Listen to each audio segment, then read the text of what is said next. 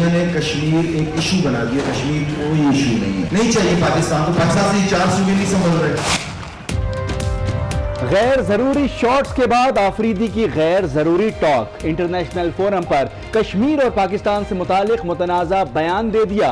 कहा कश्मीर में लोग मरते हैं तो तकलीफ होती है, कश्मीर किसी को ना दो, अलग मुल्क बना दो।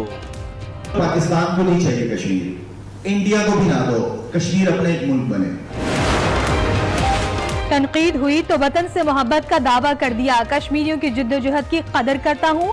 ट्वीट में शाहिद आफरीदी की वजाहत। कार लंदन में गुफ्तगू को तोड़ मरोड़ कर पेश किया गया। ख्वाजा आसिफ कहते हैं शाहिद आफरीदी अक्ल से पैदल हैं।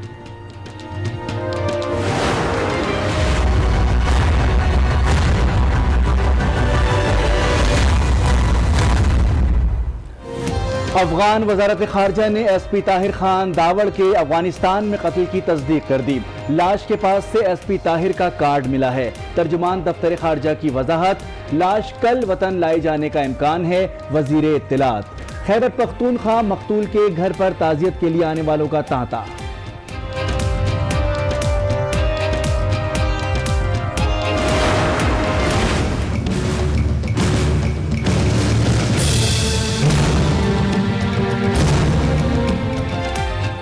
इस्लामाबाद का शहर महफूज या गैर महफूज, SP को वफाकी दारुलहुकूमत से अगवा किया गया, फिर अफगानिस्तान ले जाया गया। किसी ने देखा न पूछा कौन सा रास्ता इस्तेमाल किया गया।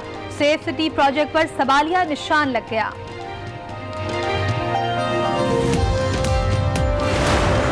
लेकिन जी ये तो गलत बात है। ख्वाजा साहब तशरीफ रखें। ख्वाजा साहब अब हो गई जी बात। ख्वाजा साहब तशरीफ रखें। ख्वाजा साहब तशरीफ रखें। ख्वाजा साहब ये सारे मसले आपने सेटल कर लिए थे, हल हो गए थे, अब उसको फिर से ना उठाए। बड़ी मेहरबानी, तशरीफ रखें।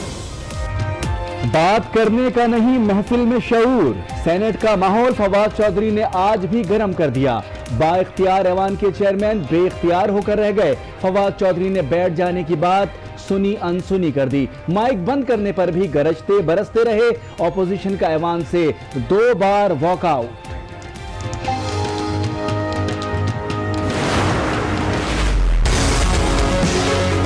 ऑक्सफोर्ड यूनिवर्सिटी की जो डिक्शनरी है, अगर उसमें आप आसिफ जरदारी साहब का नाम लिखो तो आगे उसका मफहूम आता है करप्शन, मनी लॉन्ड्रिंग, किकबैक, लूटमार। एक जरदारी पूरी पीपल्स पार्टी पे भारी के मज़दाक। वज़ीर इत्तलात फयाजुल हसन चौहान की भी अपोजिशन पर लफ्जी गोलाबारी। कहा किसी को अकामे की छतरी तले नहीं छुपने देंगे। आसिफ जरदारी ने सिर्फ करप्शन में नाम बनाया। मुशाहिदुल्लाह को टीवी पर मनाजरे का भी चैलेंज। मुशाहिदुल्लाह साहब, आज मैं आपको चैलेंज कर रहा हूं कि आज ही किसी टीवी चैनल के किसी प्रोग्राम के अंदर मेरे साथ 1 to 1 बैठ जाएं। और मैं ये समझता हूं कि मुशाहिदुल्लाह खान साहब नून लीग की वो फफन कुटनी है कि जिसका काम सारा दिन जो है वो पाकिस्तान की सियासत में एक दूसरे को लड़वाना है।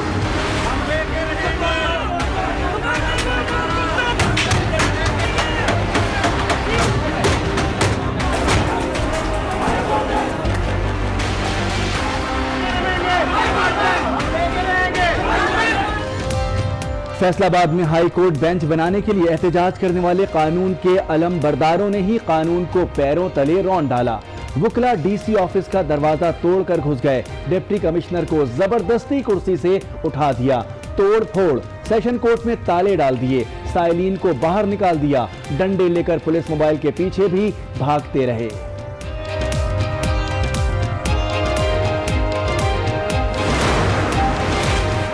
पार्लियामेंट का खिताब बतौर सबूत पेश नहीं किया जा सकता। अल अजीजिया रेफरेंस पे नवाज शरीफ का मौक़िफ़। खिताब पर इस्तिस्ना मांग लिया। 50 में से 45 सवालात के जवाबात रिकॉर्ड करा दिए। 5 पर वकील से मुशावरत के बाद जवाब देंगे। जज अरशद मलिक ने नवाज शरीफ के वकील ख्वाजा हारिस से कहा जवाब में तब्दीली ना कराएं, जो मुल्जिम ने लिख दिया बस वो दुरुस्त है।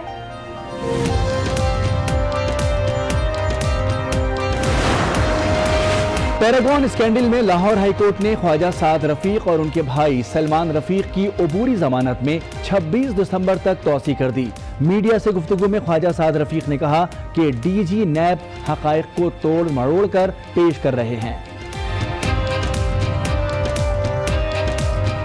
लाहौर लाहौर के डीजी नैब इंक्वायरी के सारे अमल में फरीक बन चुके थे। मुतादिद लोगों को इन्होंने धमकाया है कि मेरे खिलाफ वादा माफ गवाह बने, और जो उनकी बात नहीं मानता उसके पीछे लग जाते हैं और उन्हें धमकियां देते हैं। नैब लाहौर का एक्शन। पैरागॉन हाउसिंग सोसाइटी के डायरेक्टर साबिक MPA और साद रफीक का मुबैना फ्रंटमैन कैसर अमीन भट्ट गिरफ्तार। 6 रोजा रिमांड पर नैब के हवाले। खैरपुर में सनतकार मुबीन जमानी के घर से पकड़ा गया।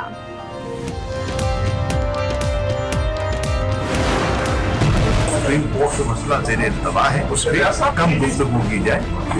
हिंदुस्तान की नेशनल इलेक्शन होने हैं अगले साल, तब तक तो हमें लगता है कि हमें कोई ब्रेक थ्रू या पेशरफ दिखाई नहीं दे।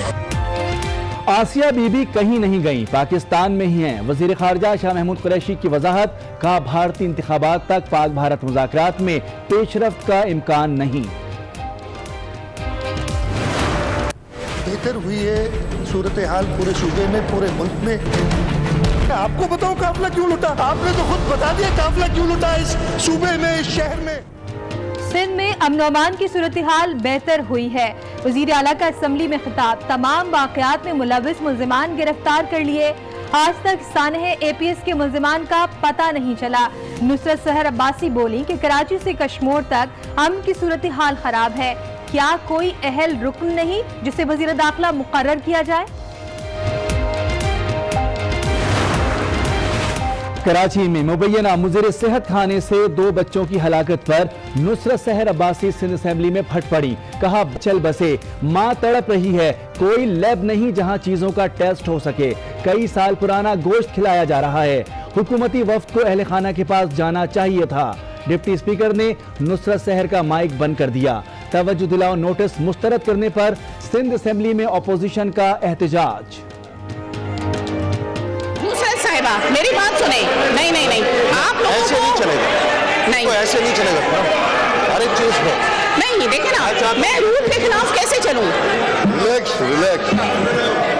आप रिलैक्स तो करें, डोंट शाउट। सिंध में फूड इंस्पेक्टर है ना इंस्पेक्शन टीम। वजीर खुराक हरीराम ने सिंध असेंबली में एतराफ कर लिया। ऐवान को बताया कि अथॉरिटी में 3 डायरेक्टर और 3 डिप्टी डायरेक्टर हैं। लेबॉर्ट्री के लिए फंड मिल गया है। पंजाब फूड अथॉरिटी से बेहतर कारकर्दगी दिखाएंगे। 5 खत लिखे मगर अदालती अहकामात पर अमल दरामद ना हुआ। महकमा तालीम ने 2 निजी स्कूल्स की रजिस्ट्रेशन मुअत्तल कर दी। इत्तलाक सिंध की तमाम ब्रांचेस पर होगा। अहकामात पर अमल की सूरत में रजिस्ट्रेशन बहाल कर दी जाएगी। नेप्रा ने अवाम को फिर दिया बिजली का झटका। कीमत में फी यूनिट 41 पैसे इजाफे की मंजूरी दे दी। इजाफे का इतलाक के इलेक्ट्रिक पर नहीं होगा।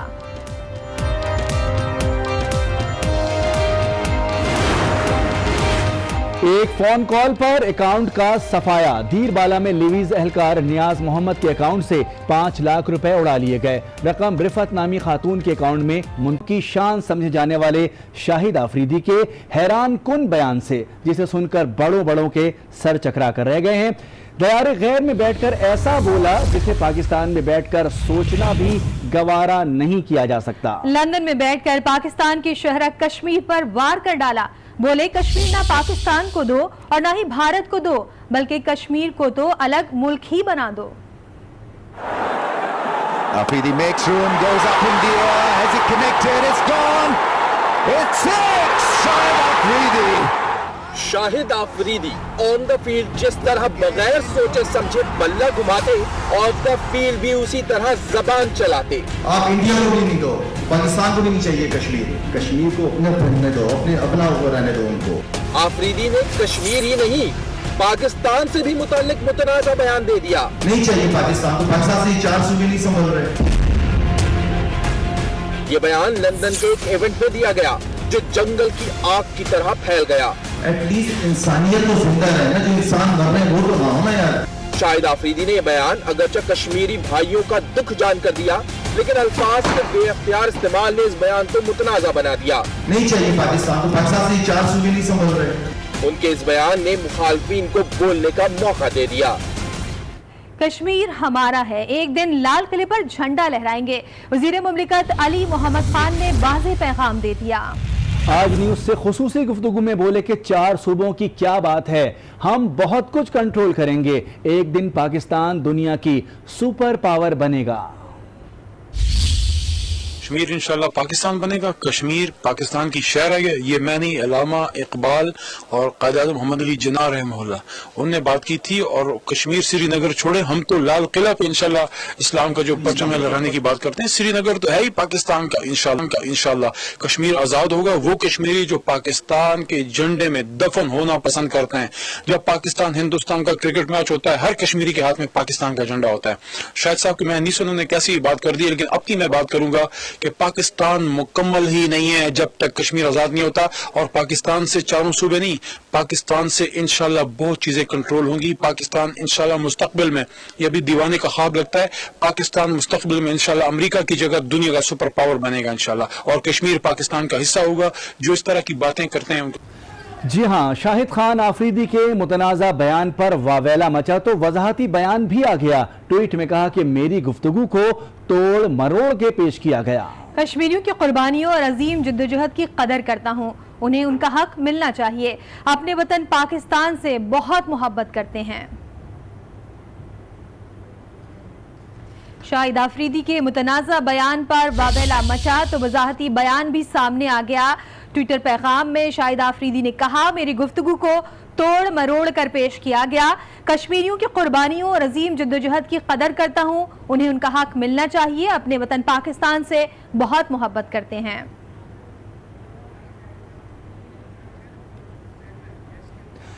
आफरीदी की वजाहत आ गई, लेकिन दिल को चैन ना आया। साबिक वजीर खारजा ख्वाजा आसिफ ने हैरानी का इजहार किया। ट्विटर पैगाम में कहा कि शाहिद आफरीदी ने अपने बयान से वतन और कश्मीरियों की पाकिस्तान से बेपनाह मोहब्बत की तस्दीक की। ख्वाजा आसिफ के बकौल उन्हें शाहिद आफरीदी से हमदर्दी है, क्योंकि उनका बयान अक्ल से दूर था।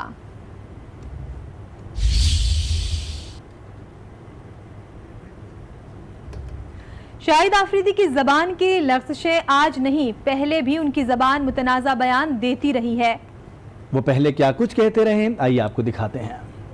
हमने हमेशा क्रिकेट को बहुत इंजॉय किया, यहाँ के लोगों से बहुत प्यार मिला। इतना प्यार हमें पाकिस्तान में भी नहीं मिला, ये भी मैं आपको बता दूं, जितना प्यार हमें यहाँ मिला है। जिस तरीके का टैलेंट सामने इस वक्त आ रहा है, बहुत बातें करते हैं हम लोग, टैलेंट पाकिस्तान में बड़ा talent, sorry no talent. In the end, I just want to thank the people from Calcutta. They really gave us support, and especially the people came all the way to support us from Pakistan and Kashmir as well. So thank you so much. My dad को सारी जिंदगी पैसों में मसला रहा है और अभी भी रहा है। आई थिंक इतने बड़े क्रिकेटर्स को इस तरह की छोटी बात नहीं करनी चाहिए। यही फर्क इमरान खान और जावेद मियादाद में था। और अब दीगर खबरें शामिल करते हैं। अफगान वजारत खारजा ने SP ताहिर खान दावड़ की लाश मिलने की तस्दीक कर दी। तर्जुमान दफ्तर खारजा का कहना है कि अफगान वजारत खारजा ने काबुल में पाकिस्तानी सिफारतखाने को आगाह कर दिया है। जरूरी कार्रवाई के बाद मैयत को बरास्ता तुरखम पाकिस्तान लाया जाएगा। इसी हवाले से देखते हैं नवीद अकबर की ये रिपोर्ट।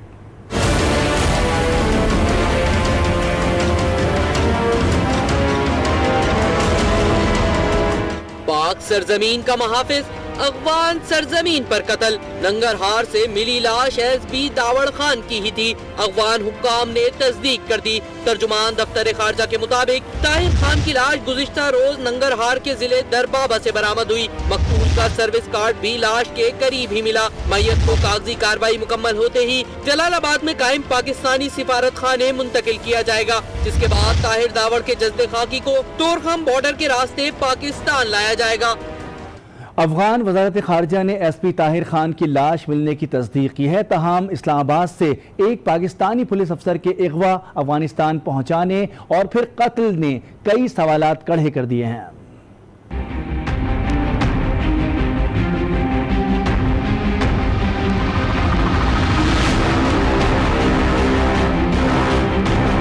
करोड़ों रुपए के CCTV कैमरे हर वक्त फाल, जदीद तरीन कंट्रोल रूम की हर हरकत पर नजर, लेकिन ये सेफ सिटी एक सर्विंग SP की हिफाजत भी न कर सका।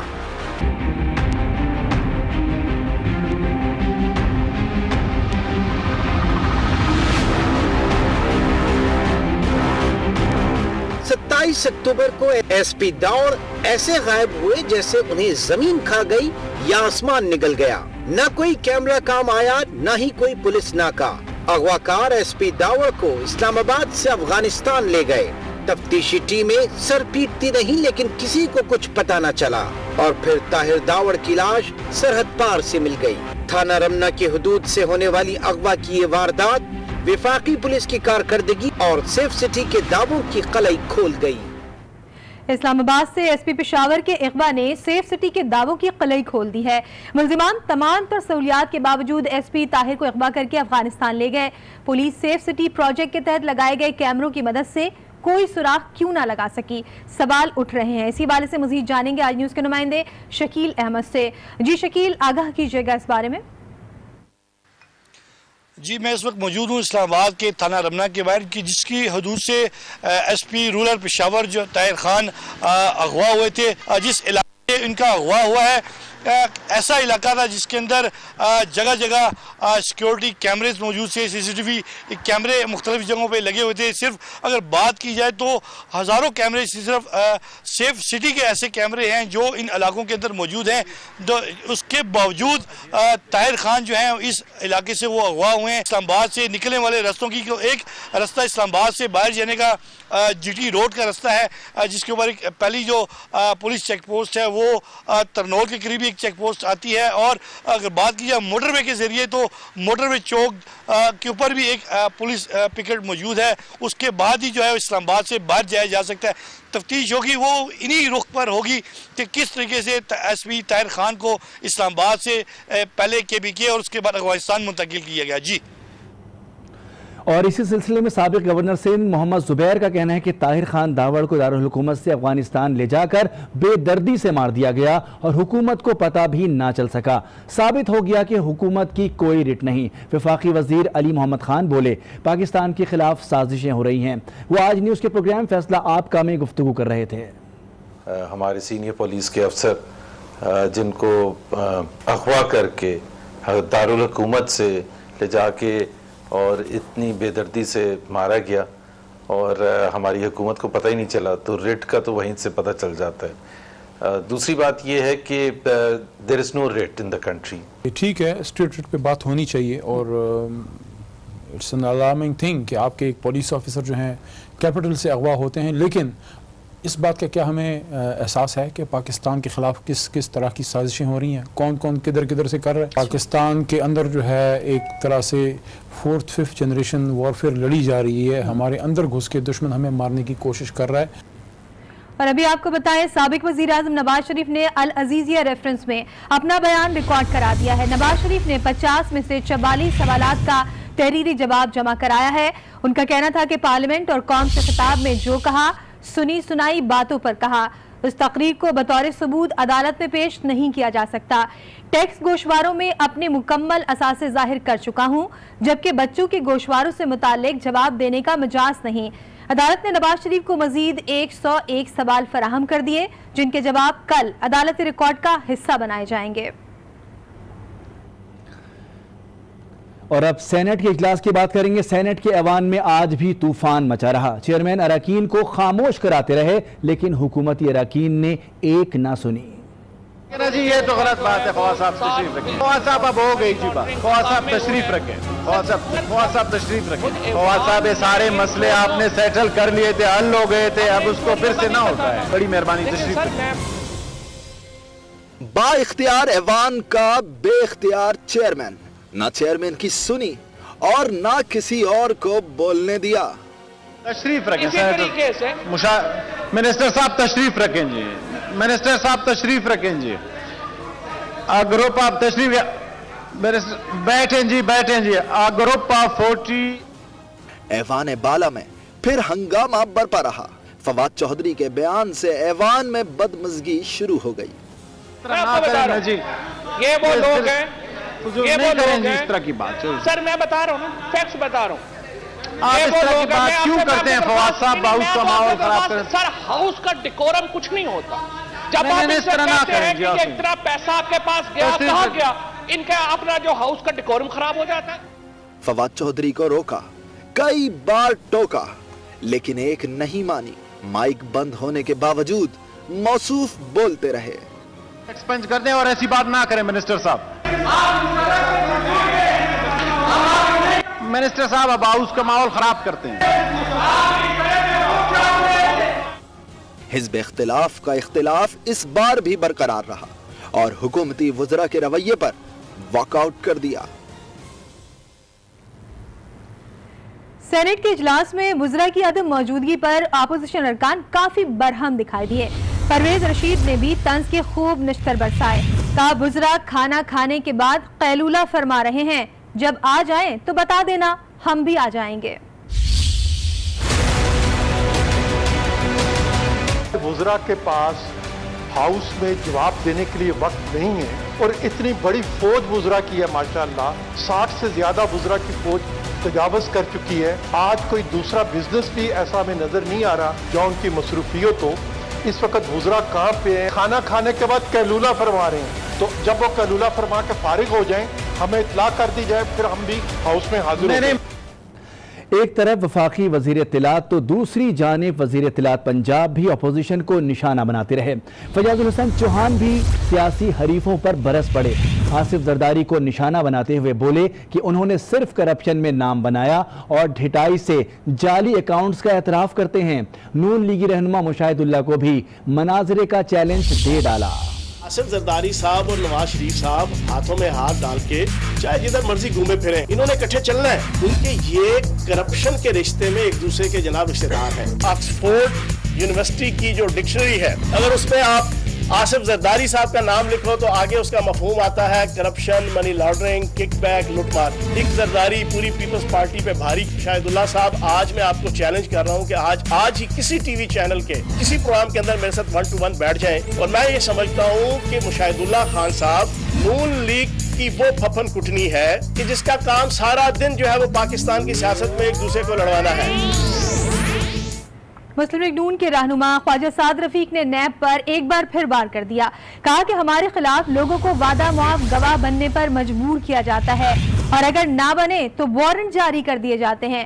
उनका कहना था कि जब मुंतखब लोगों की तजलील की जाएगी और जूते मारे जाएंगे तो फिर निजाम कैसे चलेगा। लाहौर हाईकोर्ट ने ख्वाजा साद रफीक और उनके भाई की अबूरी जमानत में 26 नवंबर तक भी तौसी कर दी। लाहौर के डीजी नैब इंक्वायरी के सारे अमल में फरीक बन चुके हैं और उनका टारगेट PMLN और उनका पुराना काम है कि वो लोगों को गिरफ्तार पहले करते हैं और सबूत बाद में तलाश करते हैं। मुतादिद लोगों को इन्होंने धमकाया है कि मेरे खिलाफ वादा माफ गवाह बने और जो उनकी बात नहीं मानता उसके पीछे लग जाते हैं, उनके वारंट जारी करवाते हैं और उन्हें धमकियाँ देते हैं। जब लोगों को मुंतखब लोगों की तजलील की जाएगी, उनको जूते लगाए जाएंगे, उनके मुंह काले किए जाएंगे, उनके कपड़े फाड़े जाएंगे, उनके खानदानों की तजलील की जाएगी, तो मुझे ये बताइए कब तक ये बात चलेगी। नैब ने एक्शन लिया, पैसा रिकवर किया, लेकिन हमें एक ढेला तक ना दिया। निजी हाउसिंग सोसाइटी के मुतासरीन रकम की वापसी के लिए नैब लाहौर के दफ्तर पहुंच गए। मुजाहिरीन ने बैनर्स और प्ले कार्ड्स उठाकर नैब अफसरान के खिलाफ एहतजाज किया। शहरियों का कहना था कि मुल्जिमान का नाम ECL में था, फिर भी बैरून मुल्क फरार हो गए। चेयरमैन नैब नोटिस लें और मुल्जिमान को फौरी तौर पर गिरफ्तार करें।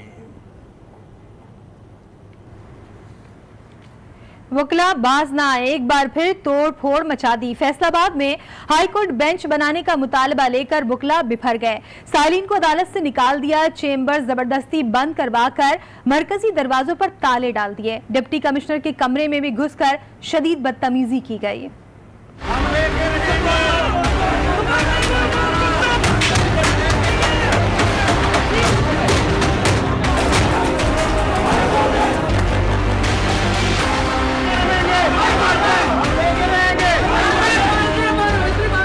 सर पर टोपी और हाथ में डंडा, वकील के रूप में यह है गुंडा, नाम है लियाकत अली जावेद।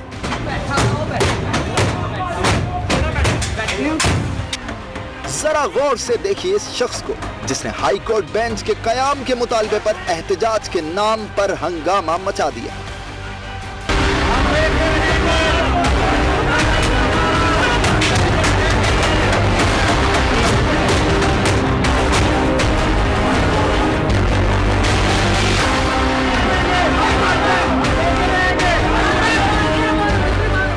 कानून के नाम नेहाद अलमबरदार ने कानून के रखवालों को भी ना छोड़ा।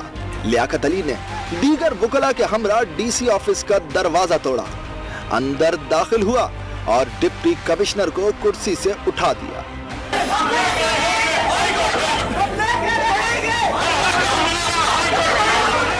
पुलिस एहलकार मना करते रहे, लेकिन वुकला अपनी बदमाशी से ना रुके। और सिंध असेंबली में एमक्यूएम ने अमन अमान की सूरत हाल पर तहरीक इल्तिवा जमा कराई, जिस पर ख्वाजा इजहारुल हसन ने भरपूर तकरीर की। वज़ीर आला सिंध मुराद अली शाह ने भी उनकी तकरीर का भरपूर जवाब दिया। एक दूसरे के सवालों जवाब आप भी सुनिए। ना इधर उधर की बात कर, ये बता काफिला क्यों लुटा, मुझे रहजनों से गिला नहीं, तेरी रहबरी का सवाल है। ख्वाजा साहब, मैं आपको बताऊं काफिला क्यों लुटा? आपने तो खुद बता दिया काफिला क्यों लुटा। इस सूबे में, इस शहर में किसने खूनरेजी की? हम बात कर रहे हैं लॉ एंड ऑर्डर सिचुएशन, आप इसको टेररिज्म से मिक्स ना करें। 90s में एक ऑपरेशन हुआ, सूबे के हालात बेहतर हुए, 97 में गवर्नमेंट आई और वो सारे पुलिस अफसर चुन चुन के मारा गया हूं। कुछ मेंबरान की मैं 2008, 9, 10, 11, 12 की तकरीरें निकालूं, इस तरफ से की गई हैं, तो उधर जाने के बाद ख्यालात बदल जाते हैं। 5 साल पहले हालात फर्क थे। आप तो इस बात का दावा करते हैं आपने यह मुकम्मल अमल कर दिया, महीने में 40 लोग कत्ल हो रहे हैं, तो क्या ये अमन अमान की सूरत हाल तसल्ली बख्श होगी? आप कोई एक इंसिडेंट ऐसा नहीं है जो कि हमारी पुलिस ने सॉल्व नहीं किया और उनके ऊपर केस नहीं हुए, या तो उनको जहन्नुम रसीद किया है या उनको वो अरेस्टेड है। न्यूज़ बुलेटिन में खबरों का सिलसिला भी जारी है। वक्त हो गया एक ब्रेक का। आज के साथ में